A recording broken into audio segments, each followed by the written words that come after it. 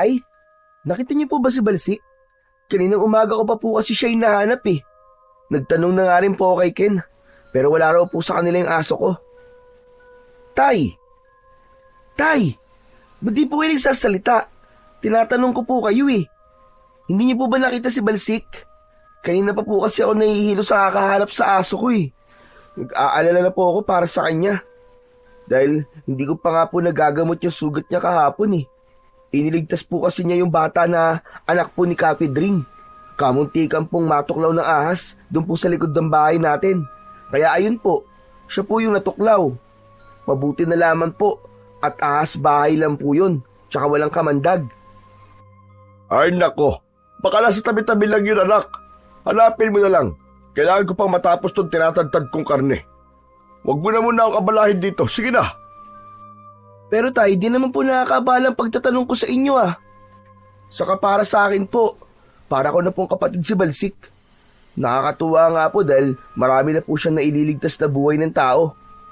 Sige po, at baka nasa kapitbahay lang po natin. Maghahanap pa na ulit ako. O sige na. Mabuti pa nga sa ibang bahay mo nalang hanapin nang hindi mo ako naaabala rito. Magpatulong ka na lang sa kaibigan mo si Ken at baka alam din niya kung nasan si Balsik o di kaya naman sa nanay mo. Kakamot-kamot na lamang sa ulo na tumalikod ang may 18 taong gulang na si Ariel nang lumabas siya sa kanilang kusina. Kaya lang, nakakailang hakbang pa lamang siya nang mapansin niya sa sahig ang putol na kolar ni Balsik. Yumuko siya para damputin ang bagay na yon. Nanginginig ang kanyang kamay nang mahawakan niya ang kolar. Bumundol ang kaba sa kanyang dibdib at ilang beses na napalingon sa kusina na kung saan ay naroon ang kanyang ama. Maigpit niyang hinawakan ang kolar at bumalik sa loob ng kusina. Taimtim siyang nanalangin na sana nagkakamali lang siya ng kanyang hinala. Sana walang nangyaring masama sa kanyang alaga. Pagpasok niya sa kusina, ay napatingin siya sa ibabaw ng lamesang may nakapatong na tinadtad ng karne. Bawat detalye ng balat ay sinuri niyang mabuti nang hindi nagsasalita. Kagad siyang pinuna ni Mang Romy na parang may himig pag-aalala ang boses nito. Oh, anong ginagawa mo? Bakit tinititigan mo ang balat ng mga karne? Walang natanggap na tugon si Mang Romy sa anak. Sa halip ay patay mali siya nitong ipinagpatuloy ang pagtatadtad sa mga natitirang karne. Habang si Ariel naman ay para nang binabayo ang kanyang dibdib dahil sa pag-aalala. Hinding-hindi niya mapapatawad ang kanyang ama kapag nalaman niyang kinatay nito si Balsik. Hanggang napansin niya ang pamilyar na kulay ng balahibo ng aso na dumikit sa sariwang dugo sa lamesa. Hinawakan niya yon at mataman niyang pinagmasdan ang pinong balahibo. Nag-uunahang umagos ang kanyang luha sa kanyang pisngi. Itinaas niya yon sa ere at matalim ang tingin na tinitigan niya ang muka ng kanyang ama. Nahalata nitong nakatingin siya kaya't tumigil ito sa ginagawa. Ano pong ginawa niya sa aso ko, tay? Balahibo po ba ito ni Balsik? Kung ano ang nakikita mo, yun ang nangyari sa kanya. Tay! Bakit naman po si Balsik? Aso ko po siya eh. Para ko na po siyang kapatid. Bakit niyo po siya pinatay? Hindi ko siya pinatay. Nakita ko lang napatay na siya sa ilalim ng silong natin. Kesa naman masayang, hindi kinatay ko na lang. Para naman mapakinabangan natin. Hindi po ako naniniwala sa sinasabi niyo, tay. Ang sama-sama niyo po. Pati aso ko pinatay niyo. Na hindi niyo man lang naisip ang mararamdaman ko. Hoy, tumigil-tigil ka ha. Wala akong panahon makinig sa kadramahan mo. Kalalaki mong tao napakaiyakin mo. Ano ba kinakagalit mo, Ariela? Ayaw mo nun? Magkakaroon ng silbi ang alaga mong si Balsik. Kasalanan mo rin naman kasi tatamad-tamad kang mangaso sa gubat. Huwag niyo pong isisi sa akin ang dahilan ng pagkamatay ni Balsik. Malinaw na kayo po ang pumatay sa kanya. At sama-sama niyo, tay. Wala kayong awa sa mga aso. Kakarma hindi po kayo sa mga pinaggagawa nyo. Pagsisisihan yung pinatay nyo si Balsik. Abat lintik na to ah. Ang ibig mo sabihin, mas mahalaga pa sa'yo si Balsik kaysa sa akin na ama mo. Talaga palang wala kang kwentang anak na hayop ka. Sinabi ko naman sa'yo na hindi ko pinatay si Balsik. Patay na siya nang makita ko. Saka wala akong pakialam kung anong iisipin mo. Hindi ko kailangan magpaliwanag sa'yo. Ni wala ka pa nga na itutulong sa akin. Aso lang yon. Kung gusto mo bukas na bukas din papalitan ko ng 3 si Balsik. Ginagawa ko ito para kumita ng pera. Hindi para makinig sa pagmamaktol mo. Pesteng buhay to, oo. Wisit! Kahit 1,000 pa pong aso ang ipalit nyo, Tay. Nag-iisa lang po si Balsik. Palibasa, hindi kayo nagmahal ng mga aso at hindi kayo nakaranas magkaroon ng alagang aso. Kaya baliwala sa inyo ang nararamdaman ko. Wala akong panahon makipagtalo sa'yo, ha, Ariel?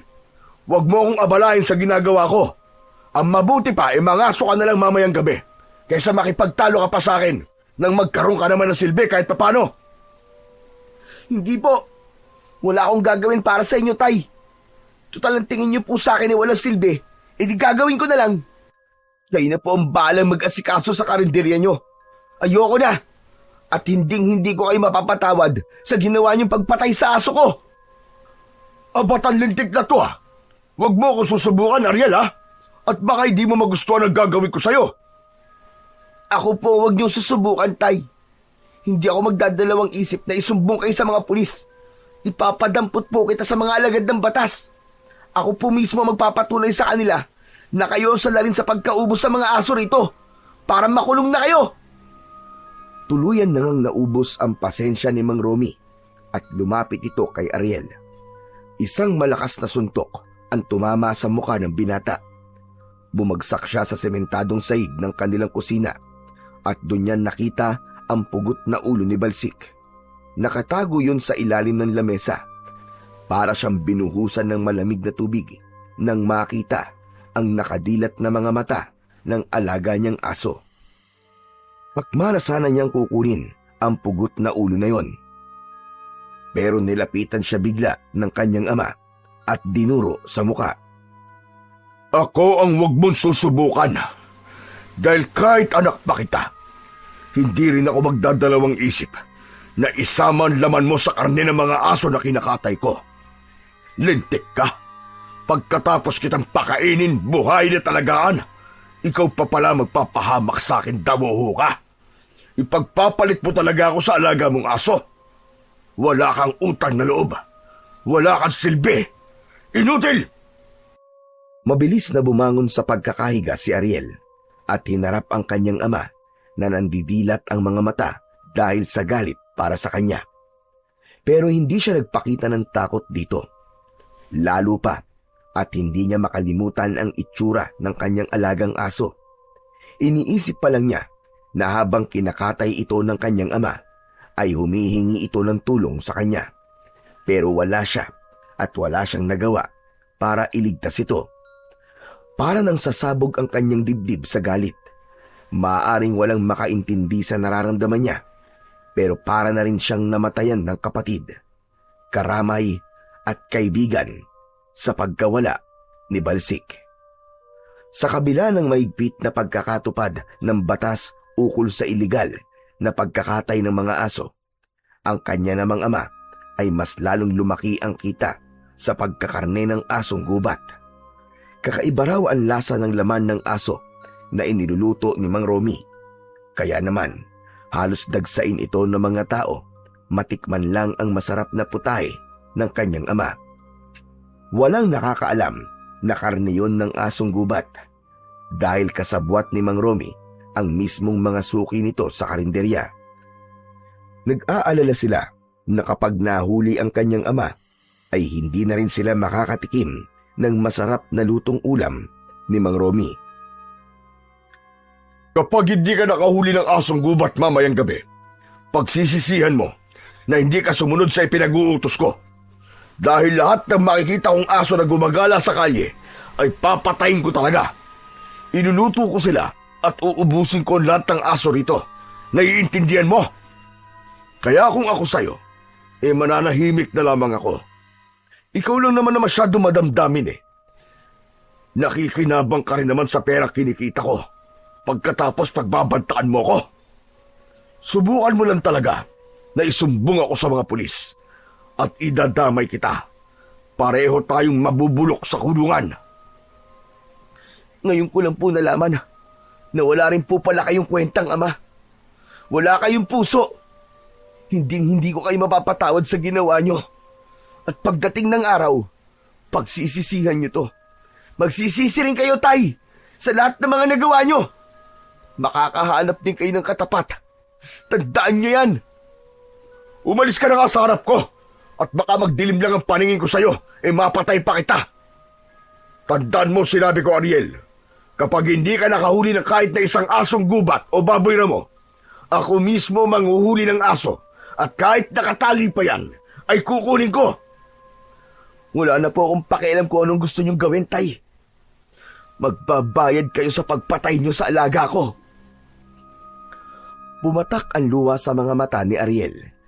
Nang yumuko siya para kunin sa ilalim ng lamesa ang pugot na ulo ni Balsik, naramdaman niya ang malamig na ulo ng kanyang alagang aso at para siyang mababaliw dahil sa matinding galit at awa para kay Balsik.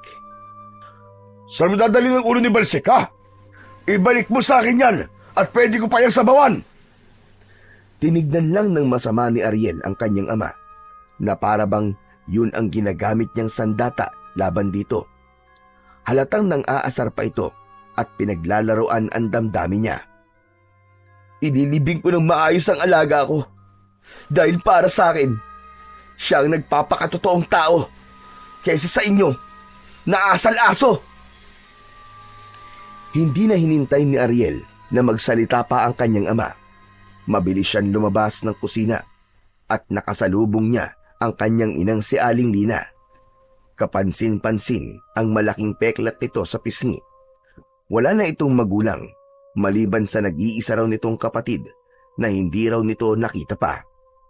Katulad nito ay mahal din ito si Balsik na palagi nitong hinahanap sa tuwing dumarating ito. Nagtataka ito nang makitang yakap-yakap niya ang ulo ni Balsik. Bigla itong napaiyak at nabitiwan ang 2 plastik sa tigkabilaan nitong kamay. Gumulong ang mga sangkap sa saig at galit na kinumpronta nito ang asawa. Iniwan niyang nagtatalo ang mag-asawa at siya naman ay pumunta sa tapat ng puno ng dao. Inilapag niya ng dahan-dahan ang pugot na ulo ni Balsik, saka siya naghanap ng pala. Nang maihanda na niya ang mga gagamitin sa pagdudukal ng lupa, ay ibinalot niya ang tela sa ulo ng aso. Pagkaraan ng ilang minutong paghukay, ay muli niyang pinagmasdan ang muka ng kanyang alaga. Balsik, patawarin mo ko, ha. Kung wala man lang akong nagawa para iligtas ka. Marami kang natulungan tao, Balsik. Pero nang ikaw na ang nalagay sa kapahamakan, ni isa, Diyos ko, ni isa, walang tumulong sa'yo.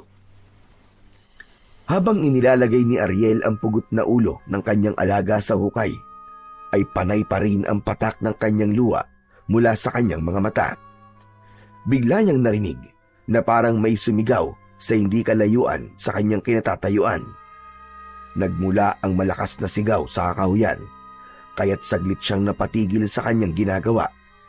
Maya-maya pa, ay isa uling malakas na alulong ang narinig niya sa kakahuyan. Para bang nararamdaman niya ang sakit sa tunog ng alulong ng asong nagtatago sa kakahuyan. Inisip na lamang ni Ariel na marahil ay nagluluksa rin ang kapwa aso ni Balsik. Ipinagpatuloy niya ang paglilibing. Pagkatapos ay nilagyan niya ng krus sa ibabaw ng lupa.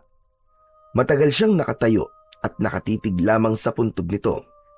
Maya-maya pa ay nakarinig naman siya ng mga yabag ng paa ng tao. Papalapit sa kanyang kinaroroonan. Napalingon siya sa pinagmumulan ng ingay at mas lalo siyang nalungkot nang makita niya ang matalik niyang kaibigan na si Ken. Minsan na rin itong nailigtas ni Balsik nang mahulog ito sa ilog. Hindi marunong lumangoy ang kaibigan, pero dahil sa kabutihan ng kanyang alagang aso, tumalon ito para iligtas si Ken. Kaya hindi niya masisisi ang kaibigan kung mas malakas pa ang hagulgol ng iyak nito kesa sa kanya. Diyos ko, ano nangyari sa kanya? Dito na kagad ako nagpunta nang makausap ko nanay mo, tol. Nabalitaan ko nangyari kay Balsik. At hindi ako makapaniwalang magagawang patay ni Mang Romy ang pinakamamahal natin si Balsik. Tama ka, Ken. Ako rin nga hindi ako makapaniwala. Masamang-masama ang loob ko sa nangyari. Hindi ko siya mapapatawad. Kawawa naman ang alaga ko. Pinatay siya ng sarili kong ama. Anong plano mo ngayon, tol? Isusumbong na ba natin siya sa mga pulis? Hindi ko magagawa yun, tol. Dahil pinagbantaan niya ako. Sa sandali raw na hindi ako makahanap ng mga aso o baboy ramo sa gubat, ang mga alagang hayop daw ng mga kapitbahay natin ang susunod niyang kakatayin. Anak nang, may ganyan ba talagang klaseng ama? Naiipiti ng anak para sa pera? Kung ganun susundin mo ba ang utos niya? Hindi mo pwedeng gawin yun. Pero nung gagawin ko, tol, kilala mo ang ama ko. Gagawin niya talaga ang sinabi niya kanina. Sandaling katahimikan ang naghari sa pagitan nila ng kanyang kaibigan. Naiipit siya sa sitwasyon na pareho niyang hindi kagustuhan. Kilala niya ang kanyang ama. Kahit na kailan ay hindi ito marunong magbiro. Ginagawa nito kung ano ang mga sinabi nito. Kaya isang pasya ang natitiyak niyang mas makabubuti para sa lahat. Sa ganung paraan, hindi mararanasan ng kanilang kapitbahay kung gaano kasakit ang mawalan ng mga alagang aso sa buhay nila. Sa lahat kasi ng mga nakatira sa Baryo Talahib, ay ang kanyang ama lamang ang hindi mapagmahal sa mga hayop. Walang gustong kumalaban sa kanyang ama. Lahat ay natatakot kay Mang Romy dahil sa kanilang lugar ay kilalang matar o basagulero ang kanyang ama. Sa katunayan, kalalabas lang nito sa kulungan nang nakapatay ito ng isang lasinggerong naghahamon ng away. 3 beses nang nakukulong ang kanyang ama sa iisang kaso. Kaya naman, ito na rin ang dahilan kung bakit hinahayaan na lamang ng mga tao ang ginagawa ni Mang Romy. Mabuti na raw yun dahil nagbabagong buhay na ang kanyang ama. Pero dahil sa ginagawa nito, ay para na rin siyang tumutulay sa maraming bubog. Konting pagkakamali lang ay baka buhay na ng kanyang ama ang kapalit. Kaya naman, pagsapit ng gabi, ay sinamahan siya ni Ken patungo sa kabundukan para manghuli ng mga ligaw na hayop sa kagubatan. Maghintay muna tayo dito, tol. Sapat nandito tayo magtago sa likod ng puno ng akasya. Sigurado naman yata na kahit isa merong magpapakita sa atin dito. Kahit ligaw na baboy ramo lang. Bro, sigurado ka na ba talaga sa gagawin mo? Gagawin mo ba talaga to para sa iyong ama? Tol, may pagpipilian ba ako? Kesa naman pakialaman ni tatay ang mga nakataling aso ng kapitbahay natin, mas lalong malaking problema yun. Kilala mo naman si tatay, di ba? Pero bro, kapag ginawa mo to ngayon para sa kanya, ang ibig sabihin nun gabi-gabi ka nang manguhuli ng mga hayop dito sa gubat. Hindi ba? Parang mas mahirap yon para sa'yo. Saglit na napaisip si Ariel habang hindi inaalis ang tingin sa kadiliman ng kakawyan. Maigpit niyang nahawakan ang puluhan ng kanyang malapad na itak habang sunod-sunod ang kanyang paghinga ng malalim. Tutol man ang kanyang isip sa gagawin, ay hindi rin naman niya kayang baliwalain ang banta sa kanya ng kanyang ama. At dahil nandun na sila, ay wala na ngang nagawa si Ariel, kundi ang ituloy ang plano nilang dalawa. Habang naghihintay sa likod ng puno, ay bigla silang nakarinig ng malakas na alulong ng asong gubat. Nanggaling yon sa likod ng malagong halaman. Ilang di pa lang ang layo sa kanilang pinagtataguan. Napaunat sa pagkakaupo si Ken nang muli silang makarinig ng tunog ng pag-angil na parabang nasasaktan. Mabuti na lang at maliwanag ang buwan ng gabing yon, kaya kahit paano ay malinaw nilang nakikita ang daan. Para naman makalapit sila sa hayop na pinupuntirya nila, ay nagpalipat-lipat sila sa mga puno na nadadaanan nila, hanggang pagsapit nila sa mismong halaman kung saan ay naririnig pa rin nila ang tunog ng pag-angil. Tol, doon ka sa kabilang puno para hindi makatakas ang asong gubat. Saka, titignan mo yung hahakbangan mo ha. Baka mamaya may matapakan ka sa ng kahoy. Iwasan mong lumikha ng ingay. Magaan ang hakbang ng paa na nilapitan ni Ariel ang kinaroroonan ng kaluskos. Maigpit niyang kinapitan ang hawak na itak, saka sinilip ang nilalang na nagtatago sa likod ng halamang gubat. Pero gano'n na lang ang panlalaki ng kanyang mga mata nang makita niyang hindi yun isang asong ligaw, kundi isang nilalang na may mabalahibong katawan. Kulay itim yun na nilalantakan ang laman loob ng baboy ramo. Umaangil ito na katulad ng sa aso na may tunog na parang nasasarapan sa hilaw na karne na kinakain ito.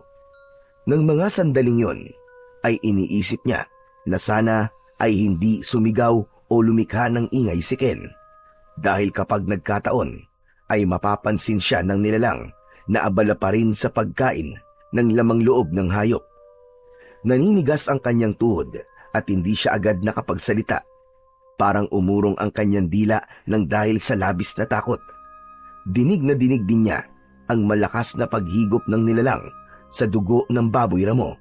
Kaya naman, napapalunok ng laway na dahan-dahan siyang humakbang paatras papalayo sa nilalang na yon. Kaya lang, sa hindi inaasahang pangyayari, ay lumapit sa kanya si Ken. Nadurog ng paa nito ang mga tuyong dahon sa lupa, kaya agad yung lumikha ng ingay. Sapat na para tumigil ang nilalang sa ginagawa nito at napatingin sa kanyang gawi. Bro, ang tagal mo naman eh. Hindi mo pa ba huhuliin? Lintik ka, tol! Hindi ka marunong makinig eh! Bakit ba? Saka parang namumutla ka. Parang uminom ka na sukang paumbong ah. Hindi na natapos ni Ken ang mga sasabihin nito kay Ariel dahil nakarinig sila ng malakas na pag-angil mula sa kanilang likuran. Nanginginig ang katawan na napatingin si Ariel sa gawi ng nilalang. Nakangisi itong naglalaway na tumutulo pa ang natitirang dugo ng baboy ramo. Mapulang-mapula ang mga mata nito na mukhang asong lobo. Lumabas din ang malalagari nitong mga ngipin na lalong nakadagdag sa nakakatakot nitong itsura. Bro, anong klaseng nilalang yan? Diyos ko po, marami siyang dugo sa bibig niya. Mula yata sa kinain niya. Diyos ko! Halimaw ka! Huwag ka lalapit! Subukan mo! Kundi tatara ko sa dibdib mo ang itak na to! Hindi ako nagbibiro! Gagawin ko talaga to! Bro, tumakbo na tayo! Mas lalo lang siya lumalapit sa atin eh! Tara na! Umalis na tayo rito! Kahit saan tayo magpunta, maaabutan niya tayo! Kabisado niya ang gubat na to, bro! Ang kailangan nating gawin ay umisip ng paraan kung paano natin siya matatakasan! Takot na takot ang magkaibigan habang panay ang hakbang paatras, papalayo sa aswang. Hindi rin inaalis ni Ariel ang pagkakatutok ng kanyang itak sa mukha ng halimaw. Umalingaw-ngaw ang alulong nito habang dahan-dahang humahakbang papalapit sa kanila. Mas lalong naging agresibo ang halimaw nang makitang hindi binibitiwan ng binata ang kanyang itak. Kitang-kita niya kung paanong pinaglalabanan ng aswang ang pagkatakam nito sa kanilang katawan. Naisip niya na baka hayop lang ang kinakain nito. Kaya naman, naisipan ni Ariel na ibaba na lang ang kanyang hawak na sandata. At gulat na gulat silang dalawa ni Ken nang bigla itong nagsalita. Sige na! Umalis na kayo! Hanggang kaya ko pang pigilan ang sarili ko. At huwag na kayong babalik sa lugar na ito. Opo. Maraming salamat po. Hindi na po kami babalik dito. Akma na sanang tatalikod ang aswang, nang biglang sumigaw ng malakas si Ken. Inagaw nito ang itak sa kanyang kamay at mabilis nitong nilapitan ang nilalang. Tinaga ni Ken ang likod ng taong aso at bumaon yon sa balikat nito. Si Ariel na nagulat sa ginawa ni Ken ay hindi agad nakapagsalita. Naramdaman na lamang niya ang kamay ni Ken na hinihila siya patakbo, papalayo sa aswang. Sinulyapan pa niya ang nilalang na hawak ang dugo ang balikat. Naiwan ang itak habang nakabaon sa balikat nito. Dala ng matinding galit ni Ariel, sinuntok niya ang kaibigan. Bro, ano yun? Bakit mo naman ako sinuntok? Nagtatanong ka pa, lintik ka? Bakit mo ginawa yun? Hindi ka ba nag-iisip? Mas lalo mo lang siyang ginalit. Sapu-sapu ni Ken ang labi nang hinarap siya nito. Narinig din nila ang malakas na alulong ng nilalang na parang nasasaktan. Mas lalong umapoy sa galit ang kalooban ni Ariel. Bakit mo siya tinaga? Ayos na eh! Pinabayaan niya na tayong umalis. Mabuti siyang nilalang, bro. At wala siyang balak na patayin tayo. At naniniwala ka naman sa kanya. Isa siyang aswang. Kahit kailan, hindi tayo dapat magtiwala sa nilalang na alagad ng dilim. Paano kung pagtalikod natin bigla niya tayong sakmalin? Nag-iisip ka ba? Taragis, ang sakit ng suntok mo sa akin Kung di lang kita kaibigan baka pinatulan lang kita Kaya inunahan mo siyang tagain, ganun ba? Naniniwala akong hindi siya masama. Pero dahil sa ginawa mo, mas lalo mo lang siyang ginalit. Halata naman sa kanya na pinipigilan niya ang kanyang sarili para hindi niya tayo masaktan. Kaya tama lang sa'yo ang masuntok ng matauhan ka. Oo na. Mali na akong mali. Nagsigurado lang naman akong ligtas tayong makakauwi. Saka hindi ka ba natatakot sa itsura niya? Grabe, hindi ko talaga akalain na may aswang na nakatira sa gubat na to. Kaya pangit siya o maganda ang itsura niya, hindi mo dapat ginawa yun. Magsasalita pa sana si Ariel nang marinig nila ang mga yabag ng paa papalapit sa kanilang kinaroroonan. Pagharap nila ay nakita nilang nakabaon pa rin sa balikat nito ang itak. Ngunit sa pagkakataong yun ay ipinakita nito sa kanilang dalawa kung paano ito nagpalit ng anyo bilang isang dambuhalang itim na asong gubat. Nya! Diyos ko! Aswang! May aswang! Tara na, bro! Tumakbo na tayo! Bilisan mo! Gustong saktan ni Ariel ang kaibigan dahil sa ginawa nito. Ligtas na sana silang dalawa kung hindi nito pinairal ang panghuhusga sa nilalang na ngayon ay humahabol sa kanila. Alam niyang sa pagkakataong ito ay buo na ang pasya ng aswang na patayin silang dalawa ni Ken. Halos magpaekis-ekis ang kanilang takbo sa daan. Si Ken na walang tigil sa kakasigaw ay una nang dinamba ng asong gubat sa liko. Pilit na nagpupumiglas si Ken para makawala sa galit na asong gubat. Pero nagawa na ng halimaw na sakpanin nito ang braso ng kaibigan. Layuan mo ako! Halimaw ka! Diyos ko! Ang braso ko! Humagulgol ng iyak si Ken dahil sa labis na sakit. Kitang-kita nila kung paanong kinain ng asong gubat ang kapirasong laman ni Ken. Mula sa nakagat nitong braso, halos mabingi naman si Ariel sa lakas ng sigaw ni Ken. Wala itong tigil sa pagmumura habang pinagsisisipa ang muka ng aswang. Pero hindi nito iniinda ang sipa ng kaibigan na nakatayo lang ito sa paanan ni Ken. Dala ng matinding pag-aalala ay dumampot na si Ariel ng matigas na kahoy at takma na sanang ipapalo sa katawan ng nilalang. Pero bigla itong tumingin sa kanya. Ang tayong-tayo nitong tenga ay dumikit sa pisngi nito. Indikasyon yun na muli itong aatake. Wala nang nagawa ang binata nang lumukso sa kanya ang asong gubat. Naramdaman niya ang pagbaon ng matutulis nitong pangil sa kanyang hita. Akma na sanang hihilahin nito ang kanyang laman para sana ay kainin, pero hindi niya sinasadyang maisigaw ang pangalan ng dati niyang alagang aso na si Balsik. Natigilan ang halimaw at unti-unting humakbang papalayo sa kanila. Titig na titig ang aswang sa mukha ni Ariel. Ilang saglit pa ay bumalik sa dating anyo ang aswang at dahan-dahan itong lumapit sa kanya. Wag! Wag niyo po kami sasaktan! Patawarin niyo po kami kung ginulo po namin kayo at nasaktan po kayo ng kaibigan ko. Pangako po, Mamang Aswang, hindi na po kami babalik sa lugar na to. Patakasin niyo lang po kami. Parang awa niyo na po. Huwag niyo po kami papatayin.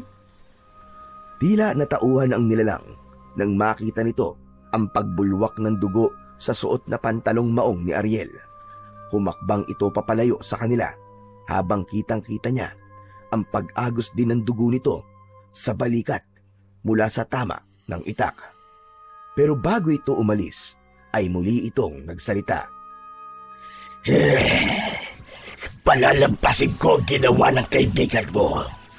Pero hindi dapat malalaman ng mga tao ang tungkol sa akin. Dahil sa sandaling malaman nila ang tungkol sa akin, papatayin kita. Pati na ang pamilya mo. Isa pa, hindi lang ako ang nilalang na nakatira dito. At baka sila pa ang makatsempo sa inyo. Hindi sila katulad ko na marunong magpigil sa sarili. Kaya sana, tuparin mo ang pangako mo. Nagkakaintindihan ba tayo? Opo, makakaasa po kayo. Inilihim po namin ang tungkol sa inyo. Minsan na akong nawalan ng pamilya. Kapag naulit yun, hindi ko na may papangakong hindi ko pagbabayarin ang taong umuubos sa lahi namin. Tila nanigas ang panga ni Ariel nang marinig ang huling sinabi ng halimaw. Kagad na pumasok sa kanyang isipan ay ang kanyang ama. Nag-alala siya na baka si Mang Romy ang tinutukoy ng aswang na papatay nito. Mabilis na umalis ang halimaw sa kanilang harapan. Tumakbo itong papalayo at nawala sa kanilang paningin. Saka lang nila naramdaman ang sakit ng kanilang mga sugat. Tuluyan nang napahiga sa lupa si Ariel habang habol ang sariling hininga. Habang si Ken naman ay napapaiyak na lamang ng dahil sa sakit. Walang tigil ang pagbulwak ng dugo sa kanilang mga sugat. Pero kahit na anong isipin ni Ariel, alam niyang nasa kanila talaga ang pagkakamali. Mabuti na lang at mababaw lang ang kagat sa kanyang hita, kaya nagawa pa rin niyang makalapit sa nakaupong si Ken. Bro, ayoko pang mamatay. Dalhin mo ako sa ospital, please.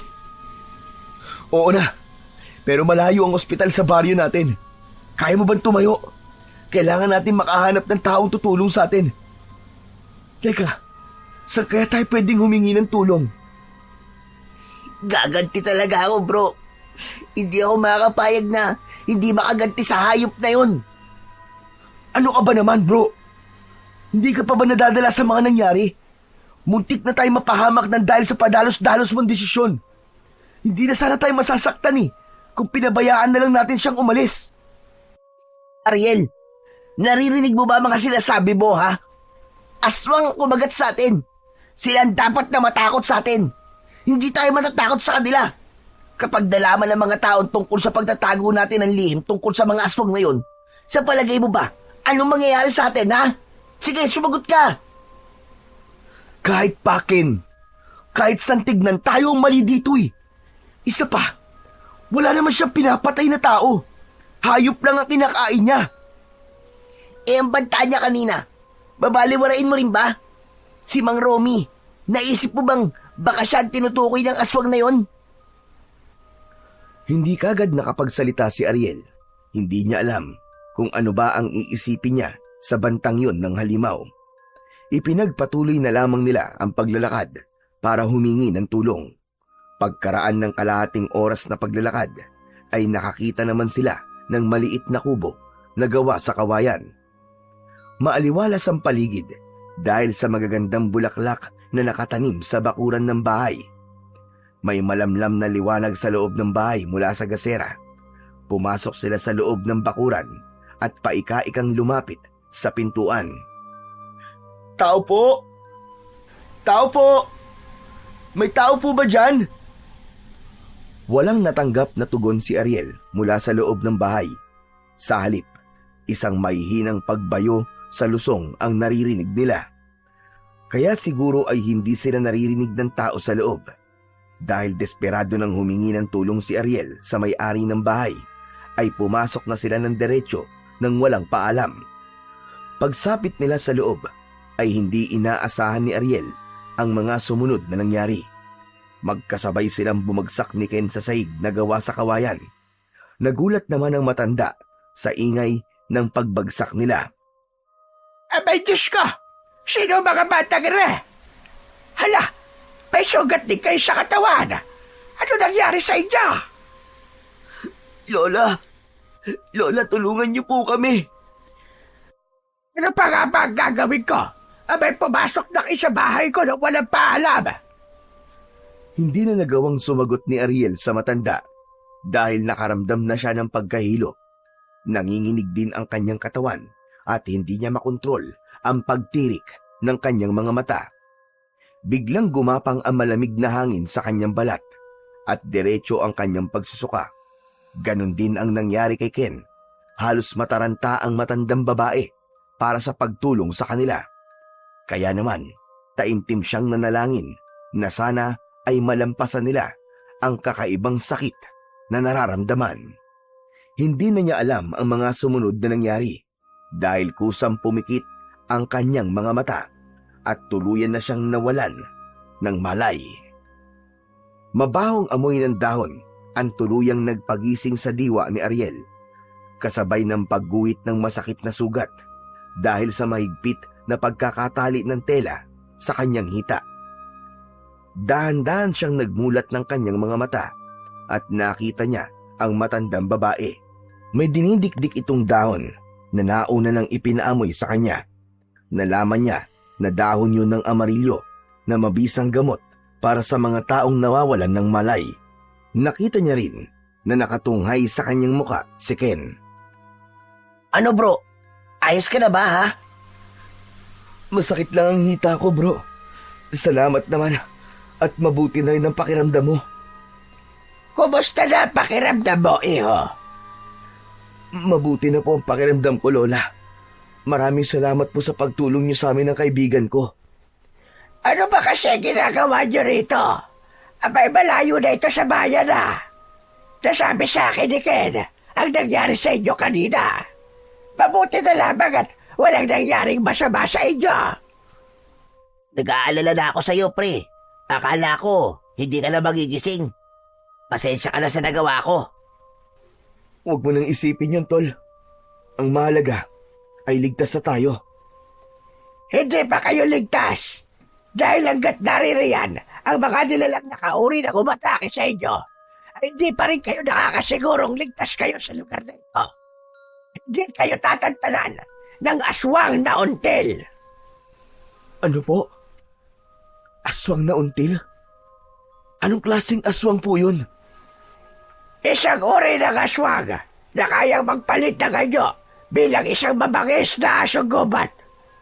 Sa nangyari sa inyo kanina, ay hindi ko may paliwanag kung bakit kayo pinakawalan ng pinuno ng mga until. Hindi na po yun nakapagtataka, Lola. Dahil naniniwala po akong mabuti po siyang aswang. Hayop lang po sa gubat ang kinakain nila. Maaaring ang tama ka, pero hindi lahat ng aswang ay kayang gawin ang ginawa ng pinuno nila kanina. Mas marami sa kanila ang totoong pumapatay ng tao para lang mabawasan ang kanilang pagkagutom. Lola, iba po ang aswang na nakaharap namin kanina. Para po siyang tao na naging asong gubat. Saka tinaga ko po siya sa balikat. Pero pinatawad niya pa rin po ako.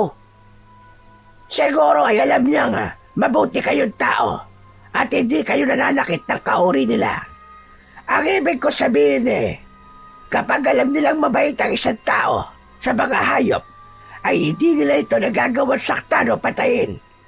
Meron din silang paniniwala at kaugalian.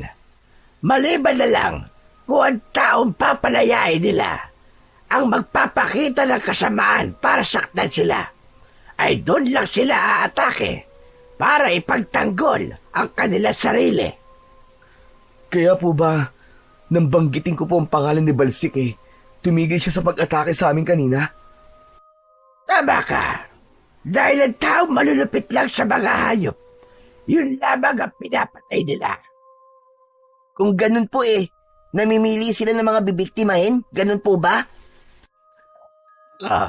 Pero mahirap din naman pagkatiwalaan ang uri nila. Dahil kilala sila sa pagiging traidor kung lumaban. Sa ngayon, ang alam ko meron silang binabantayan na tao. Isang lalaking umuumo sa kanilang lahi. Kaya ako pumunta sa baryong ito para pigilan ang taong ito sa kanyang mga ginagawa. Naisip na rin po namin ni Ariel kung sino po ang taong yun. Lola, ano naman po ba ang kahinaan ng mga aswang na until? Sarili nilang dugo at ang butya ng buntot ng bayawak. Para naman sa pinuno ng mga aswang ay ang langis mula sa katas ng butya. Pero parang ang hirap naman po nilang labanan dahil hindi naman po sila nananakit ng tao. Saka paanong dugo ang kahinaan nila? Umiinom pa nga po sila ng dugo ng tao.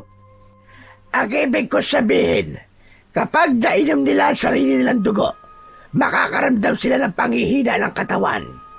Katulad sa mga may hawa ng pagiging aswang, ang dugo mismo ng pinuno nila ang makakatanggal sa hawa ng mga ito. At yun ang pinakamahirap na gawin dahil kailangan ng bukal sa loob ng pinuno ang pagbibigay nito ng dugo sa may hawa ng aswang. Lola, maiba nga po pala tayo ng usapan. Kanina pa po tayo nag-uusap Hindi pa po namin alam kung sino po kayo. Sa palagay ko po hindi kayo taga rito dahil ngayon ko lang po kayo nakita. Ako si Marina. Katulad na sinabi ko, meron akong taong gustong iligtas sa baryong ito. Nakikita ko sa kanya ang buhay ko noon. Nalunod din ako sa kasikasan. Kaya hindi ko naisip ang mga nilalang na nagdudusa sa ginagawa ko. Sa kabihira lang ako bumababa sa bayan dahil hindi ko na kayang maglakad ng masyadong malayo. Mag-isa lang po ba kayo sa bahay niyo, Lola? Tama ka. Wala po ba kayong mga kamag-anak? Meron. Isang lalaki. May pamilya na siya. Kaya naiwan na ako nag-iisa. Ang asawa ko naman ay isang manunugis ng aswang. Pero namatay siya pagkatapos niya makipaglaban sa pinakamatandang aswang sa lahi ng mga untel. Hindi maipaliwanag ni Ariel ang awa na nararamdaman niya para sa matanda. Bigla niyang nakita ang mukha ng kanyang ama sa kalagayan ng matanda. Ayaw niyang dumating ang araw na magkahiwalay sila ng kanyang ama dahil lang sa sama ng loob. Kaya pagkatapos ng mga nangyari sa kanya kanina, ay sisikapin niyang mapatigil na ang kanyang ama sa masamang gawain ito. Alam niyang sa pagkakataong yun ay mahigpit yung tututulan ng kanyang ama dahil malaking halaga ng pera ang mawawala kay Mang Romy sa sandaling patigilin niya ito sa pagluluto. Pero dahil sa banta ng pinuno ng aswang kanina, ay sisikapin niyang mailayo ang kanyang ama sa kapahamakan. Bumangon si Ariel sa kanyang pagkakahiga sa katre na gawa sa tabla ng kahoy. Pangiwi-ngiwi ang kanyang muka na maingat siyang sumandal sa dingding. Si Ken naman ay naramdaman niyang tumabi sa kanya ng upo at napatingin sa muka ni Lola Marina. Mabuti na rin at nakita kita, Ariel. Ang totoo, madalas kitang nakikita kasama ng asong si Balsik na nagliligtas ng buhay. Wala na po siya. Patay na po ang aso ko, Lola.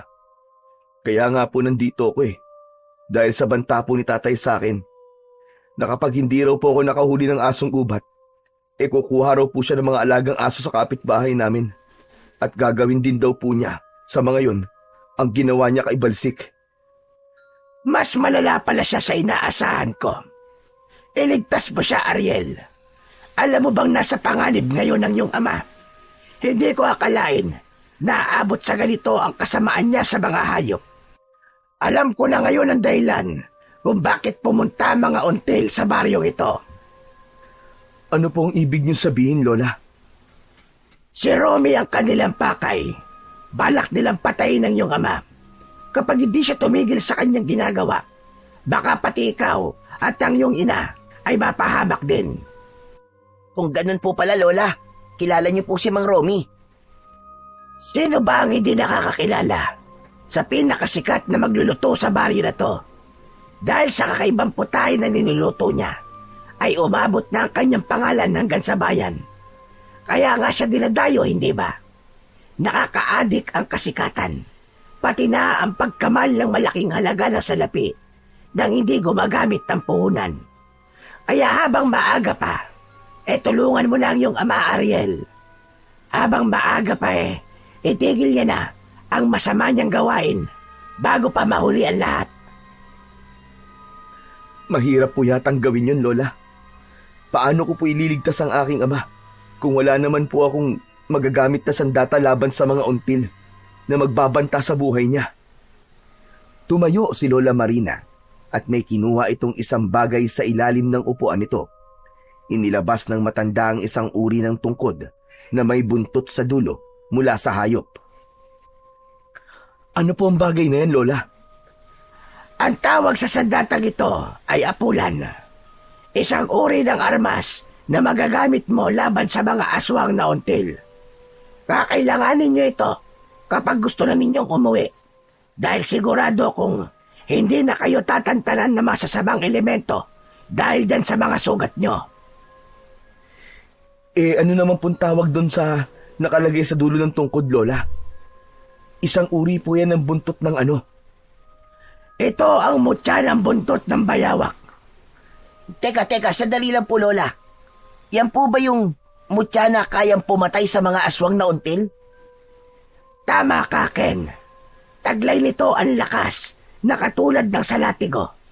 Ang kakayahan nito ay pahinain ang katawan ng aswang sa pamamagitan ng pagtuktok ng 3 beses sa lupa. Hindi sila makakagalaw at hindi makakaalis sa kinatatayuan nila. Ang liwanag naman at taglay nito ang siyang magpapabalik sa kanilang totoong anyo. Kaya nitong sunugin ang katawan ng aswang. Ikaw na muna ang gumamit nito, Ariel. Gawin mo ang lahat para makumbinsi mo ang iyong ama na tumigil na siya sa pagpatay sa mga asong gubat.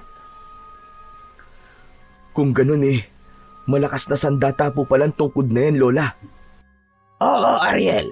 Pero mag-iingat pa rin kayo dahil susubukan nilang agawin sa iyo ang mutya na ito para ibigay sa pinuno nila. 2 uri ang aswang na until, isang masama at isang mabuti. Dapat marunong kang kumilatis ng sasaktan at papatayin mo. Hindi ka maaaring magpadalos-dalos sa magiging desisyon mo dahil baka imbis na aswang biktima lang din pala ang mapapatay mo. Para po sa akin, Lola pare-pareho lamang po silang masasamang nilalang dahil kampon po sila ng kadiliman. Kung ako po ang tatanungin, ay hindi sila dapat mabuhay sa baryong ito. Ngunit hindi nila kagustuhan ang maging isang aswang, Ken.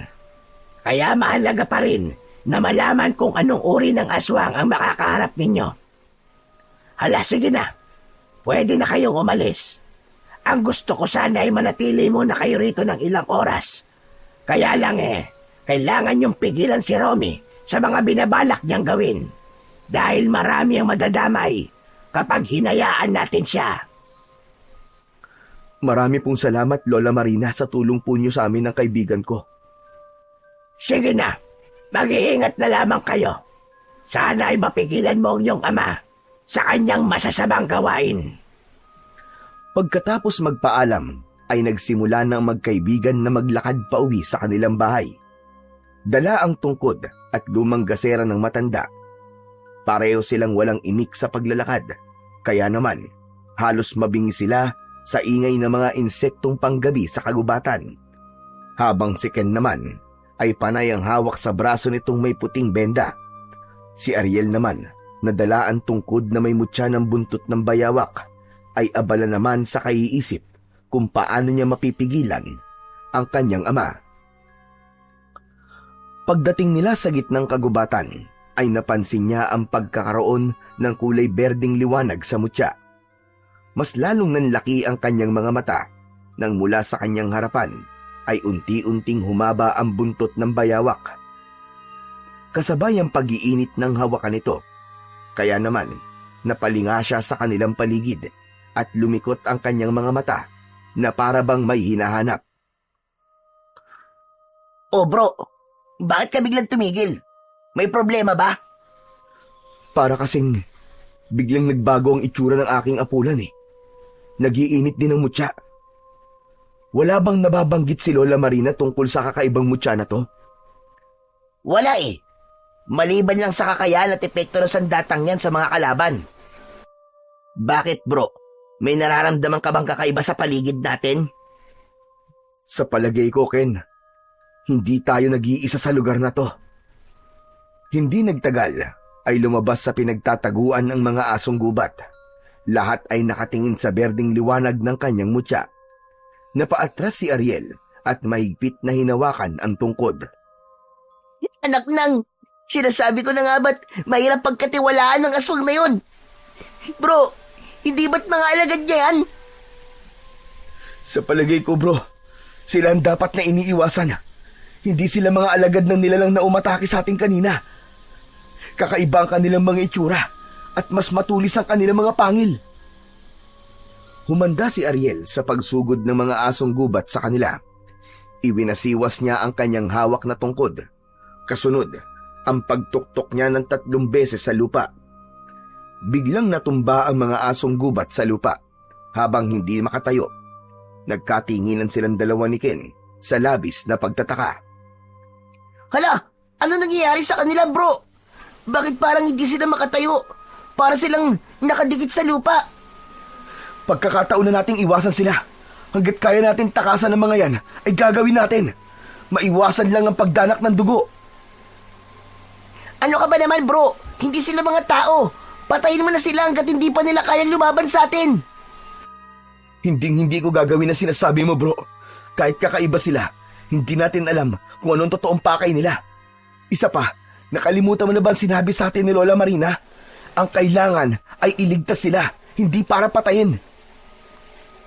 Buhay naman natin na nakataya rito. Yan pa rin bagay isipin mo. Ano pa nga ba ang totoong pakay nila? E di papatayin nila tayo. Kung di mo kayang gawin, ako ang gagawa niyan para sa'yo. Kinuha ni Ken ang armas sa kanyang kamay, pero nagulat sila nang biglang tumalsik si Ken sa damuhan. Sa lakas ng epekto ng kanyang mutya, ay nahirapan din itong tumayo. Galit na gumapang sa lupa si Ken habang nagmumura. Naku tol, pasensya na, hindi ko sinasadya. Hindi ko alam na may mangyayari sa iyong ganyan. Bakit mo kasi kinukuha sa akin? Nasaktan ka tuloy. Tabi, wag mo akong hahawakan. Hindi ko alam kung ano ang problema mo. Nagkamali yata si Lola Marina sa pagbibigay niyang mutya sa'yo. Nakakainis. Balak mo pa yata akong patayin eh. Ano ka ba naman bro? Hindi ko naman sinasadya eh.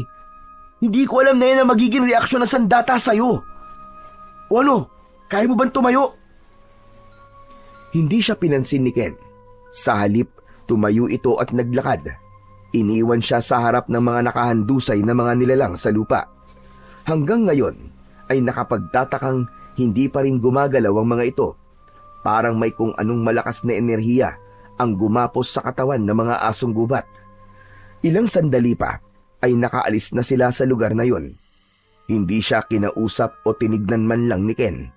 Ramdam na ramdam pa rin niya ang sama ng loob ni Ken sa kanya. Alam niyang mahirap maintindihan ang ginawa niya kanina, pero kung iisipin, isa yung pagpapakita ng pagpapahalaga sa katahimikan. Kung papatay siya ng kahit na isa sa mga alagad ng aswang na until, yun na rin ang magiging simula ng malawakang labanan sa pagitan ng tao at ng mga aswang. Ken, teka sandali lang. Pasensya ka na kung di mo nagustuhan yung ginawa ko. Pero ano? Muntik na tayong patayin ng nilalang na umatake sa atin kanina. Tapos may pagkakataong ka na sana na makabawi sa kanila, pinakawalan mo pa. Sarili mo lang yata ang iniisip mo eh. May pamilya rin naman akong inaalala, no? Isipin mo na lang kung ikaw nasa kalagayan nila at mapapatay mo sila. Ano mararamdaman ng pamilya mo? Hindi natin hawak ang pagkakataon. Ayoko ring magkamali ng desisyon, Ken. Kaya ano ba kasing kinakagalit mo? Iniisip ko lang naman ang kapakanan nating lahat. Hindi lahat, bro. Ang tatay mo lang ang gusto mong protektahan. Hindi mo kasi ako naiintindihan eh. Ako hindi mo naiintindihan. Hindi mo ba nakikita? Kaya nila tayo inarangan ay balak na nila tayong patayin. May pagkakataon ka na nga sana kanina para patayin sila eh. Pero sinayang mo. Hindi na natapos ni Ken ang mga sasabihin nito nang bigla na lang naramdaman ni Ariel ang pagbaon ng kagat ng malaking aso sa kanyang balikat. Umaangil ito na nakasubsob sa kanyang laman. Pero dahil hawak niya ang mutya ng buntot ng bayawak, ay hinagupit niya ito ng palo sa katawan. Bumagsak ang kulay itim na aso sa damuhan.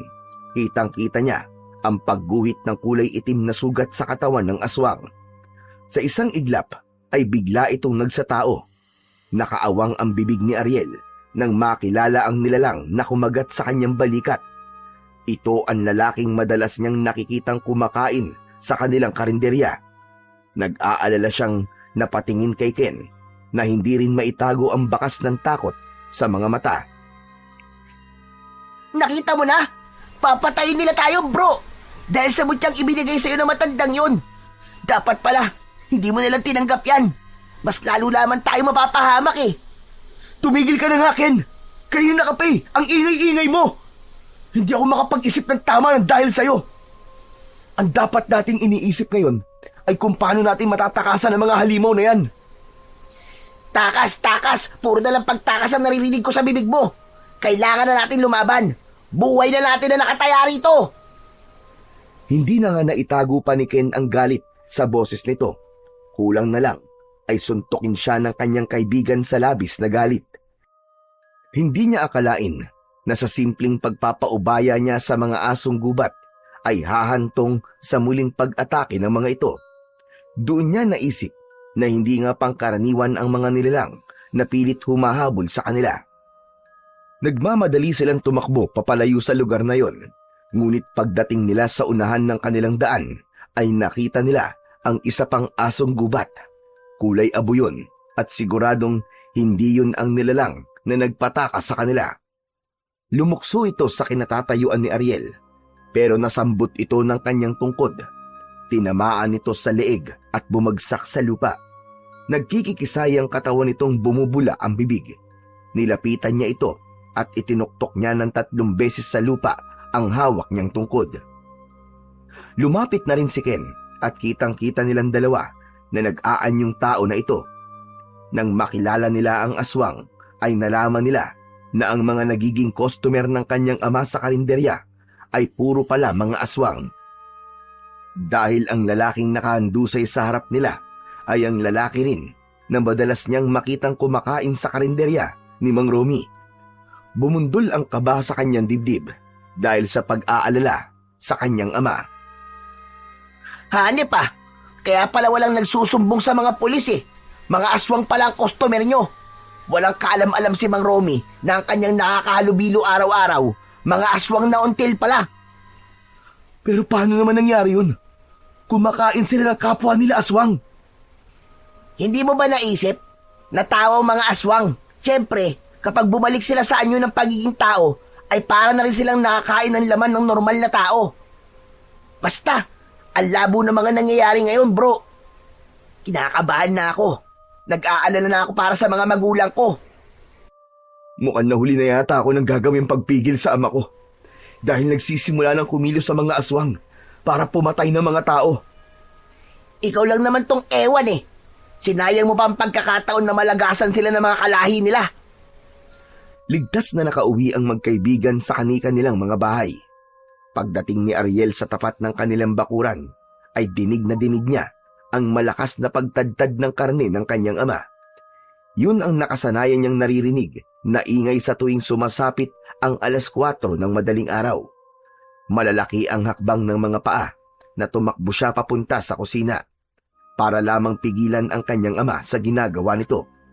Pero halos manlumo siya Sa nakitang mga karne na nakalatag sa lamesa, kumakanta pa ang kanyang ama habang nagtatadtad ng karne. Pero nang makita siyang walang dala, ay biglang nabura ang ngiti nito sa labi. At nasaan ang nahuli mo, Ariel? Tay, itigil niyo na po ang pagkakatay sa mga aso. Nakikiusap po ako. Ano ka mo? Ititigil ko to. Abat lintik na batang ito ah. Hindi mo ba nakikitang masaya ako sa ginagawa ko? Imbis na ang pagkakatay ko ang pakikialaman mo, sundin mo na lang ang pinapagawa ko sa'yo. Kung sa bagay, alam ko naman na hindi mo gagawin ang ipinag-uutos ko eh. Kaya ako na mismo naganap ng asong gubat sa kakauyan. Swerte ko nga eh. Marami akong nakuha. Tay, nakikiusap naman po ako sa inyo. Itigil niyo na po ang ginagawa niyong to. Parang awa niyo na po, Tay. Tay, mga aswang po mga customer niyo. Totoo po, nakapatay po ako ng aswang na nag-aanyong asong gubat. Isang malakas na pagtawa ang itinugon ni Mang Romy sa sinabi ng kanyang anak. Hindi niya alam kung ano ang gagawin para lamang paniwalaan siya nito. Maya-maya pa ay iginala niya ang kanyang paningin. Sa tingin niya ay isang malaking asong gubat ang nahuli ng kanyang ama. Bumundol ang kaba sa kanyang dibdib habang pinagmamasdan ang nakakalat na karne sa lamesa. Ganon din ang ulo ng asong gubat. Patutunayan ko po sa inyo na aswang ang mga customer nyo, Tay.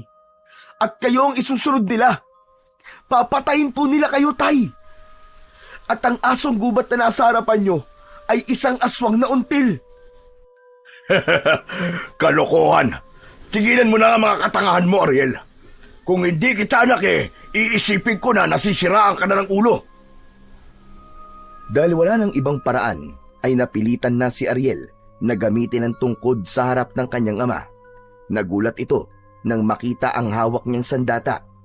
Para bang nakilala nito kagad ang hawak niyang tungkod. 3 beses niyang itinuktok sa sementado nilang sahig ang dulo ng tungkod. Kumalat ang berdeng liwanag sa kanyang sandata, kasabay ng pagbabagong anyo ng mga hati-hating katawan ng asong gubat. Naging katawan ito ng tao at ang ulo ng asong gubat ay naging isang pugot na ulo ng tao. Dala ng pagkagulat sa mga nakita, ay takot na napaupo si Mang Romy sa sahig. Nabitiwan nito ang hawak na itak at hindi inalis ang paningin sa mga karne ng tao na nakakalat sa lamesa. Dahil sa malakas na sigaw ng kanyang ama, ay napasugod na rin ang kanyang ina. Ganon din ang naging reaksyon nito at hindi makapaniwala sa mga nakita. O ano? Nakita niyo na, Tay? Naniwala na kayo? Mga aswang sila! At malakas po ang kutob ko na kaya dumarami ang mga aswang na yan dahil sa inyo. Dahil sa mga putaing niluluto nyo, nahahawa ang mga tao na makakakain ito. Tay, papatayin nila tayo. Gaganti sila. Tay, kayo ang pakay nila. Papatayin ka nila, Tay. Kaya nakikiusap po ako. Pakinggan niyo po ako. Hindi ko alam ito, anak. Hindi ko alam to. Ano na? Ano na ang gagawin ko? Marami na ako nailuto at hindi ko alam na aswang pala mga napapatay ko. At dahil po nakakain na sila ng karne ng mga aswang, nahawa na sila, Tay. Hindi ko po alam kung gaano nakarami ang aswang sa baryong to. Mabuti na lamang po at nakilala namin si Lola Marina. Iniligtas niya po kami at ibinigay niya ito sa amin para iligtas ka. Diyos ko, hindi ko alam na aabot sa ganito ang ginagawa ko. Patawarin mo ko, anak. Ako po ang dapat na humingi ng tawad, Tay. Dinasal ko po na sana'y karmain kayo sa ginagawa niyo. Patawarin niyo po ako, Tay. Natatakot po ako. Natatakot po ako na baka balikan kayo ng kapamilya ng mga aswang na napatay niyo. Maya-maya pa ay dumating na rin si Ken. Galit na galit ito nang makita si Mang Romy. Pinigilan niya ang kanyang kaibigan nang muntik na nitong suntukin ang kanyang ama. Bitiwan mo ako! Bitiwan mo ako, Ariel! Papatayin ko ang ama mo! Walang iya siya! Pati ang mga magulang ko! Ginawa niyang aswang! Huminahon ka muna, Ken. Huminahon ka muna. Hindi alam ni tatay. Wala siyang alam sa mga nangyari. Ganyan ka naman eh! Palagi kang walang alam! Buhay ng mga magulang ko pinag-uusapan dito! Paano ko pa sila may liligtas kung sila mismo ang mga aswang? Pero buhay rin ng ama ko ang pinag-uusapan dito, Ken. Kaya huwag kang magpadalos-dalos ng desisyon mo. Ang kailangan natin ay kung paano natin sila may liligtas. Patawarin mo ko, Ken. Wala talaga akong alam na aswang ang mga asong gubat na yun. Hindi ko kailangan ng paliwanag nyo. Kasalanan nyo ang lahat ng ito. Naging sakim kayo sa pera. Ken, tama na. Huwag mo sanang kalimutan na ama ko pa rin siya. Bitiwan mo ang braso ko. Ibabalik ko ang pamilya ko. Kapag may nangyaring masama sa kanila, hindi ko may papangako na walang mangyayaring masama sa tatay mo. Halos patabig na iwinaksi ni Ken ang kamay ni Ariel. Tinalikuran siya nito na may mabibigat na yabag ng paa sa sahig. Nang sulyapan niya ang kanyang ama, ay hindi ito makapagsalita. Bakas sa mukha ni Mang Romy ang matinding pagsisisi sa kanyang mga nagawa. Naghari ang katahimikan sa buong kusina, habang ang kanyang ama ay titig na titig pa rin sa pugot na ulo ng tao. Muling itinuktok ni Ariel ang kanyang tungkod sa sementadong sahig. Sa isang iglap ay bumalik sa pagiging asong gubat ang nilalang na napatay ni Mang Romy. Kinabukasan ay nabalitaan ni na Ariel at Mang Romy ang nangyari sa baryo. Ilang mga katawan ng tao ang natagpuan sa kagubatan.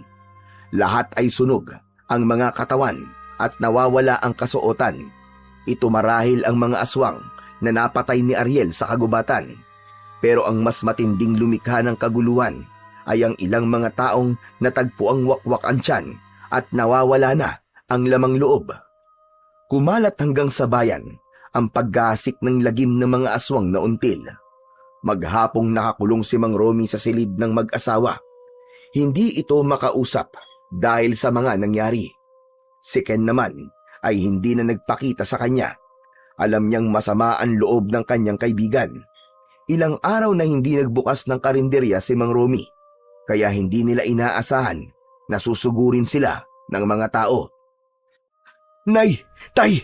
Ano pong gagawin natin? Pabayaan mo ko, anak. Ako ang haharap sa kanila. Magkukunwari akong walang nalalaman tungkol sa kanila. Kung ang niluluto kong ulam ang naging dahilan ng pagiging aswang nila, kailangan kong harapin ang aking pagkakamali. Tutulungan kita, anak, na mawala ang hawa ng aswang sa katawan nila. Tay, ano pong ibig niyo sabihin? Sasama ako sa kanila, anak. Pero tay, baka mapahamak po kayo. Huwag mo kong alalahanin, anak. Sa akin nagsimula ang lahat. Kaya ako rin ang tatapos nito. Wala nang ang nagawa si Ariel nang buksan ni Mang Romy ang pinto ng kanilang balkonahe. Sumalubong ang mga tao na hindi mapakali at biglang nag-uunahang lumapit sa kanyang ama. Parang mga nawawala sa sarili na nakikiusap na ipagluto sila ng lutong ulam ni Mang Romy. Tay, sasamahan ko po kayo. Huwag, anak. Mahahalata nila tayo. Samahan mo na lamang ang iyong ina dito. Pangako, babalik ako, anak. Maluwa-luwa ang mga matang nahabol ng tingin ni Ariel ang kanyang ama papalayo sa kanilang bahay. Lumapit sa kanya si Aling Lina at sinabi nitong may tiwala ito sa kanyang ama at sa karinderya lang naman ito pupunta. Lumipas ang oras hanggang gabi ay walang Mang Romy na umuwi. Panay na rin ang iyak ng kanyang ina habang nakaupo ito sa upuan na gawa sa tabla ng kahoy. Para nang pinipiga ang dibdib niya sa kanyang pag-aalala. Aalis po ako, Nay. Hindi ko po dapat na pinabayaan si tatay. Sana'y sinundan ko po siya kagad. Mas lalong lumakas ang hagulgol ng iyak ni Aling Lina. Nang makita nitong may dala siyang tungkod, mabilis itong tumayo at pinigilan siyang umalis. Ano po, Nay? Maghihintay na lamang po ba tayo rito? Paano po kung napahamak na siya? Diyos ko, bakit ba nangyayari to? Maya-maya pa ay nakarinig sila ng malalakas na pagkatok sa kanilang pinto sa labas. Inakala ni Ariel na si Mang Romy na ang nasa labas. Pagbukas niya ng pinto ay bumungad sa kanyang harapan ang humahangos na si Ken. Pawis na pawis ang mukha nito na mabilis na pumasok sa loob ng kanilang bahay. Mabilis din itong isinara ang pinto at bintana bago siya nito hinarap. Tol, bakit? Ano nangyari? Bakit napasugod ka? Si Mang Romy, kasama ang mga magulang ko. Papunta sila ngayon sa kagubatan. Pigilan natin sila para silang nawawala sa kanilang mga sarili. Ano? Alam mo bro, ang hina talaga ng isip mo eh. Bakit mo pinayagan si Mang Romy na sumama sa kanila? Hindi ko alam kung anong tumatakbo dyan sa isip mo. Para kang tulog eh. Na hindi mo naisip na baka yun ang huling pagkakataon na makakasama pa natin ang mga magulang natin. Natigilan si Ariel sa masasakit na salitang narinig niya mula sa kanyang kaibigan. Pero ang mahalaga ay hindi na ito galit sa kanya. Kaya naman, mabilis niyang inihanda ang kanyang mga gamit para iligtas ang kanyang ama. Pero naiisip din niya ang magiging kalagayan ng kanyang ina pag iniwan niya ito. Nay, huwag po kayo mag-alala. Babalik po agad ako. At wag po kayo magbubukas ng pinto kahit ano pong mangyari. Tara na bro, wala nang oras. Maigpit na yakap lang ang ginawa ni Ariel sa kanyang ina. Saka mabilis na lumabas papunta sa kagubatan. Pagdating nila sa labas ng kanilang bakuran, ay nakita niya mula sa madilim na sulok ng daan ang kanyang ama at ang mga magulang ni Ken. Naglalakad na ang mga ito pauwi sa kanilang bahay. Nakakunot ang noo na napatingin din sa kanya si Ken. Teka, bakit sila tumigil? Tara, lapitan natin sila. Akma na sanang lalapit ang magkaibigan nang makita nila ang mga asong gubat sa likuran ng mga tao. Isa lang ang napansin nila. Tila mga wala sa sarili ang mga tao. Walang emosyon ng muka. Maya-maya pa ay lumabas ang isang nilalang, ang pinuno ng mga aswang na until. Anong ginawa niyo sa mga tao? Lalo na sa ama ko! Ibinigay ko lang ang parusang nararapat sa kanya. Magpasalamat ka. Hindi ko siya pinatay. Ang gusto ko, maranasan niya ang naranasang hirap naming mga aswang. Kung paano kami mamuhay. Pero mga magulang ko, wala silang kasalanan sa inyo. Bakit pinarurusahan mo sila? Hindi ako may gawa niyan. Sisihin mo ang taong ito. Matitikman mo ngayon ang paniningil ko. Malalasap ng ama mo ang hirap kung paanong mabuhay bilang isang asong gubat. Teka, ano pong ibig niyo sabihin? Bantayan mo ang iyong ama. Sa ngayon, patas na tayo. Kapag nagkaharap na ulit tayo, pasensyahan na lamang tayo. Kailangan na kitang patayin para sa kaligtasan ng aming lahi. Pinatay ng ama mo ang dalawa kong anak. Ang aso na pinakailaman niya ay anak ko. Pati na ang kaawa-awa kong bunso ay pinatay niya. Wala nang natira sa akin. Sa dami ng buhay na kinuha ng pamilya mo sa akin, kulang pa ang buhay mo bilang kapalit nila. Pagkatapos nitong magsalita, ay umalis na ito sa harapan nila, kasama ang mga alagad nito. Halos patakbo nilang nilapitan ang kanilang pamilya. Tay! Tay! Ha? Anak, bakit ka pa sumunod dito? Teka, aba, anong ginagawa ko rito? Ang buong akala ko nasa loob kami ng karinderya. Saka, madilim na. Ano ba nangyari, anak? Tay, sa ako na lamang po ipapaliwanag sa inyo. Tara na po sa loob ng bahay. Ihatid ko na muna ang mga magulang ko, tol. Pero babalik ako. Pupuntahan kita sa inyo. Sige, pero mag-iingat ka, tol. Halos maluwa si Aling Lina sa sobrang tuwa nang makita nito ang kanyang asawa. Samantalang ang kanya namang ama ay parang nangihina na napaupo sa bangko. Ilang saglit pa ay biglang nakarinig sila ng malalakas na katok sa labas ng kanilang bahay. Aba, ang bilis naman yata ni Ken. Nang buksan niya ang pinto, ay nanlaki ang kanyang mga mata nang makita si Lola Marina. Nakatayo ito sa pintuan at seryoso ang mukhang nakatingin sa nakaupong si Mang Romy. Lola, ano pong ginagawa niyo rito? Papasukin mo na muna ako. Biglang napatayo sa pagkakaupo si Mang Romy nang marinig nito ang boses ng matanda. Nakita ni Ariel ang pag-aalala sa muka ni Lola Marina. Umupo ito sa harap ni Mang Romy. Bakit po kayo naparito, Lola? Babawiin na po ba ninyo ang mutya? Hindi, Ariel. Gusto ko lang siguraduhin kung totoong si Romy ang nakita na mag-isang naglalakad sa kagubatan kasama ang pinuno ng mga aswang. Na si David, ang anak ng babaeng until na pumatay sa asawa ko. Batay sa pagkakatingin ko sa mukha ng iyong ama, hindi na siya normal na tao, Ariel. Diyos ko, paano po nangyari yun? Ito na ang sinasabi kong mangyayari sa kanya, Ariel. Ang kanyang ama ay nananatiling nakatayo at nakatitig lang sa matanda. Parang matagal nang magkakilala ang mga ito. Ano masamang hangin na nagdala sa inyo rito? Hindi po ba't sinabi ko sa inyo na hindi ko kayo kailangan? Hanggang kailan mo ko titiisin, anak? Nasa panganib ka na, pero ang pagiging matigas mo pa rin ang pinapairal mo. Matanda na ako, anak, at ayokong mamatay nang hindi tayo nagkakaayos. Ibinaling ni Mang Romy ang paningin sa natigilang si Ariel. Kaya naman, kitang-kita niya ang luhang pumatak sa mga mata ng kanyang ama. Kung ganun po kayo po ang lola ko. Kayo po ang nanay ni tatay. Huwag mo siyang kausapin, anak. Bakit po? Pati ba naman ang apo ko, ilalayo mo rin sa akin? Tay, ano po ba nangyayari? Bakit galit na galit po kayo kay Lola Marina? Dahil siya ang dahilan kung bakit may mga aswang.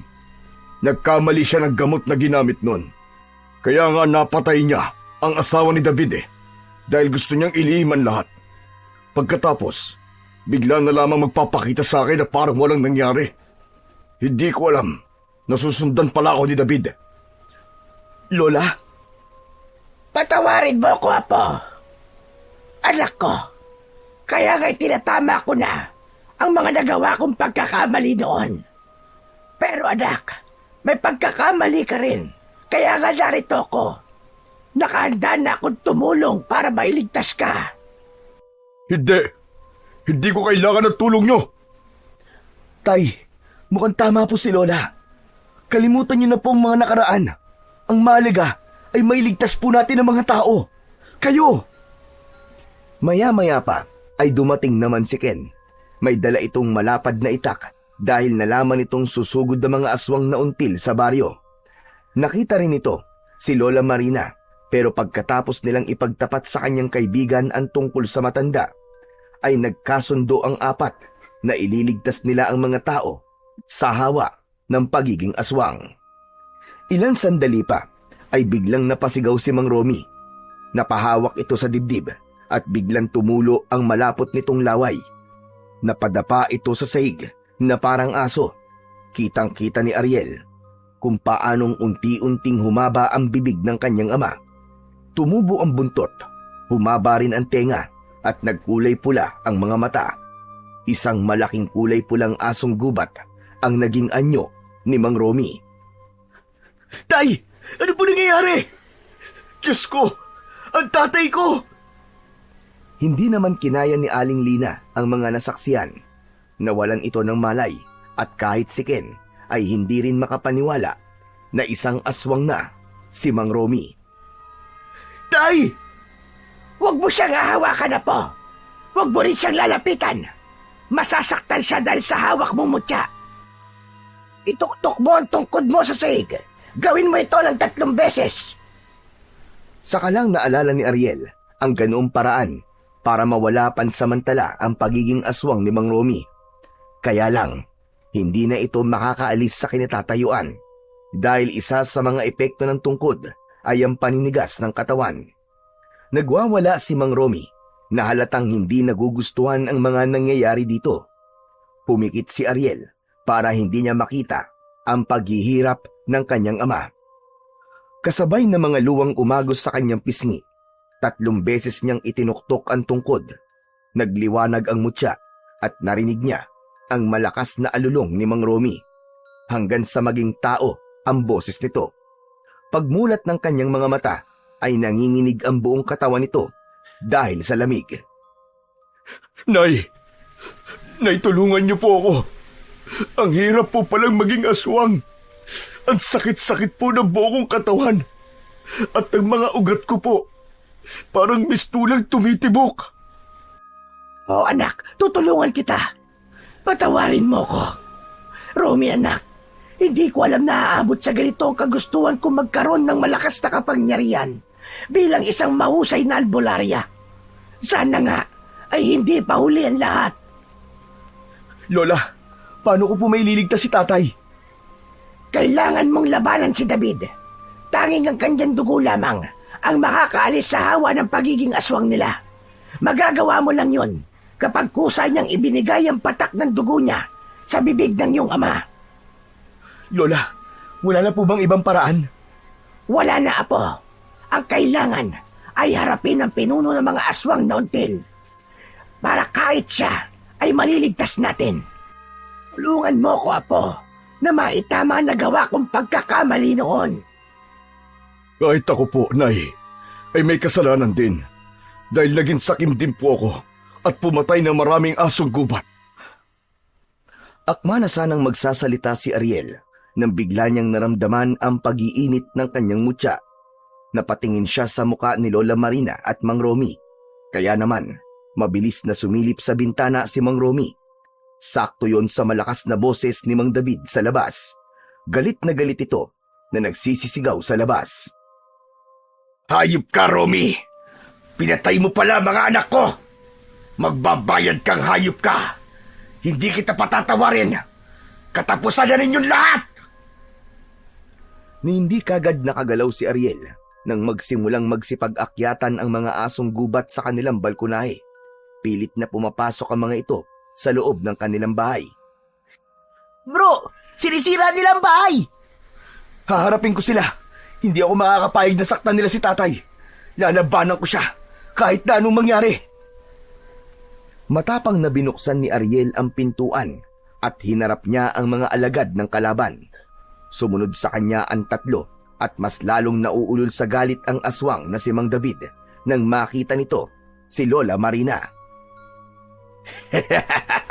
Sa wakas nagkita rin tayo, tanda. Akala mo ba matatakasan mo ang ginawa mo sa asawa ko? Kung ganon, mag-ina pala kayo ni Romy. Hindi na nga tinapos ni Mang David ang kanyang pagsasalita. Bigla itong nagsaaso at sinugod si Lola Marina. Pero humarang si Ariel at malakas niyang pinalo sa muka ang aswang na until. Kaya bumagsak din ito sa lupa. Kasunod naman ang sabay-sabay na pagsugod ng mga alagad ni Mang David. Mabilis din ang naging pagkilos ni Ariel. Itinutok ni Ariel ang kanyang tungkod sa lupa ng 3 beses. Nakita niya ang paninigas ng katawan ng mga alagad ni Mang David habang nakahiga ang mga ito sa lupa. Maliban kay Mang David na tinawanan lang ang ginawa ni Ariel, hindi ito tinatablan ng mutya ng buntot ng bayawak.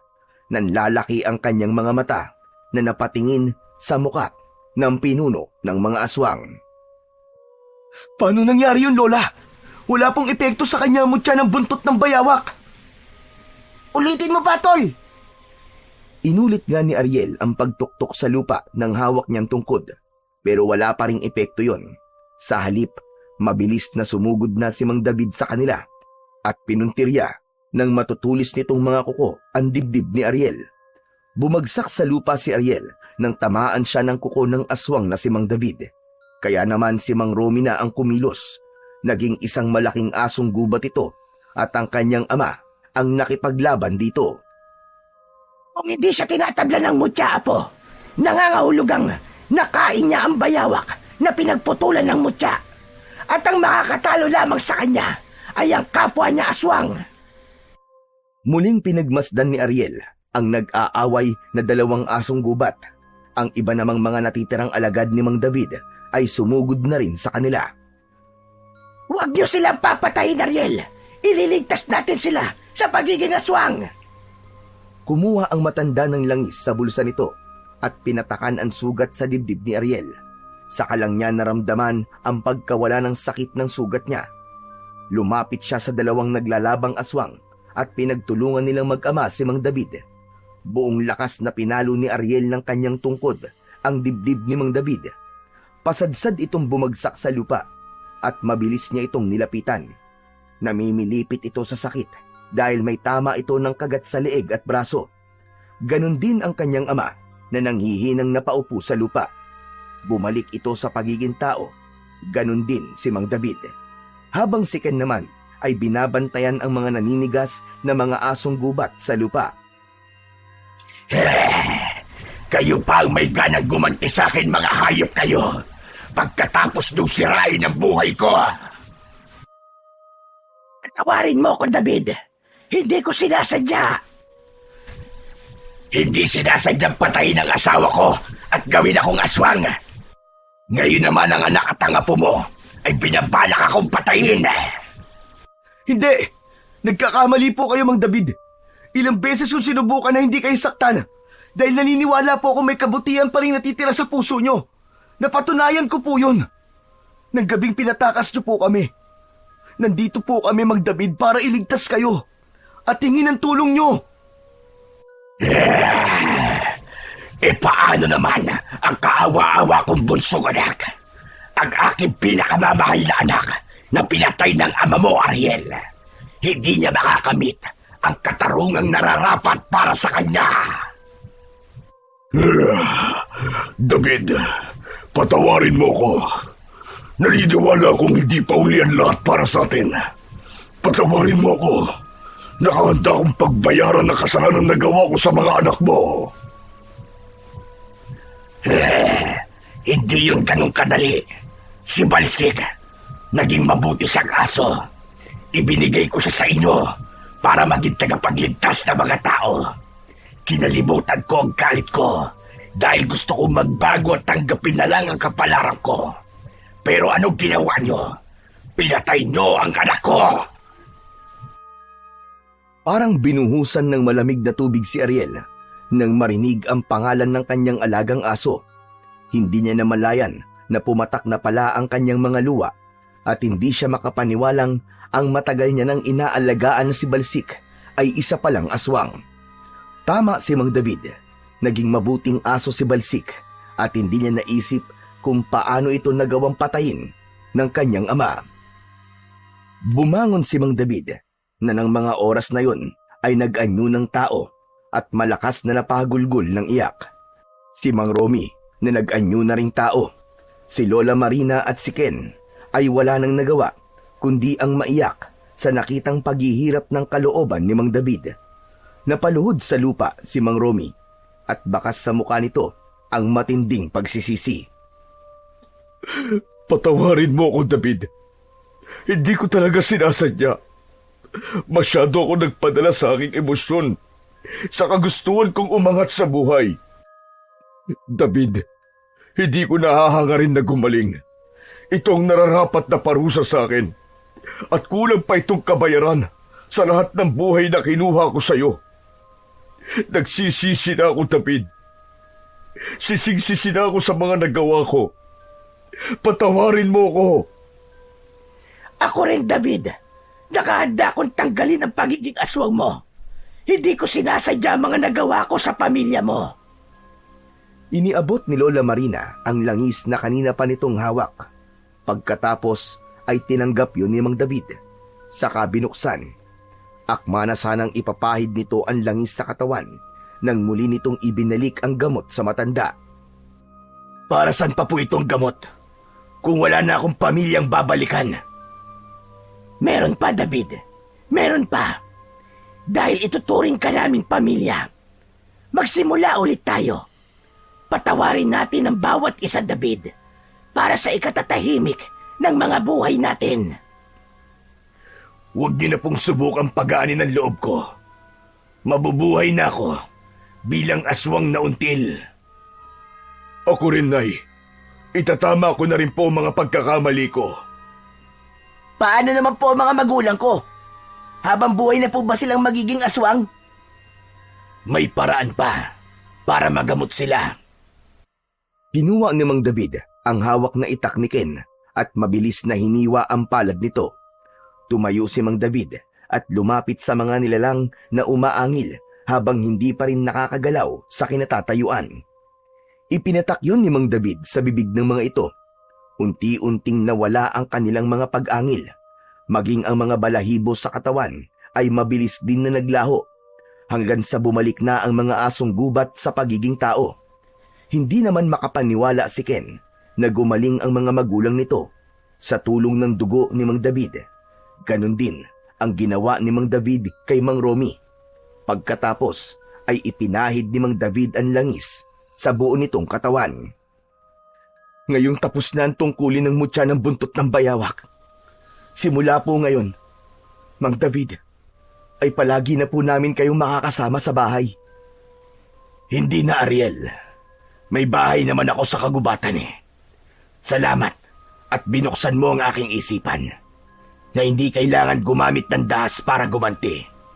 Dahil ang kailangan ay pagpapatawad at pagtanggap sa pagkakamali na hindi pa huli ang lahat para magbago.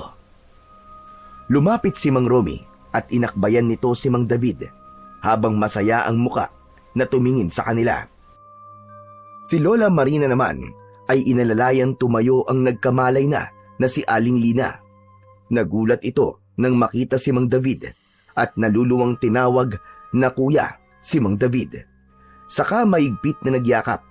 Umiiyak din si Mang David na gumanti ng yakap kay Aling Lina. Nay! Mang David! Magkapatid po kayo?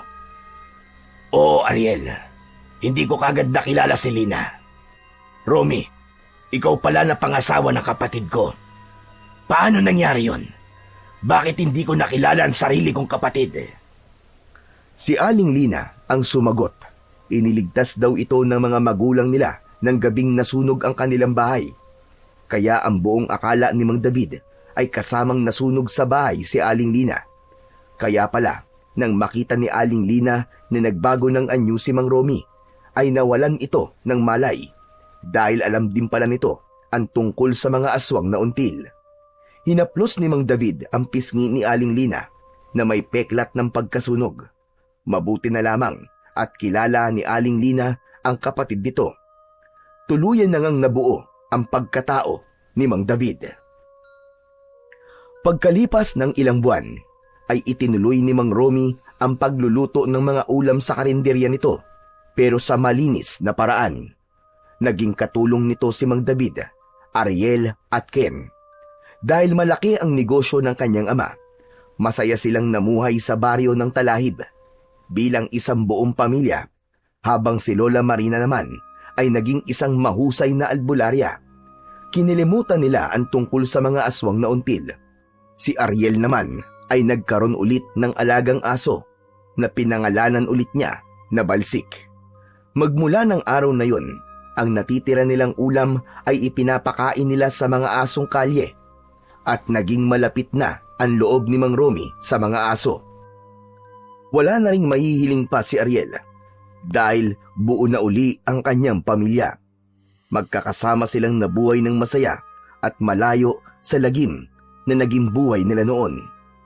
Nangako sila sa isa't isa na habang sila ay nabubuhay, palaging mangingibabaw ang pagmamahalan at pag-uunawaan sa kanilang pamilya.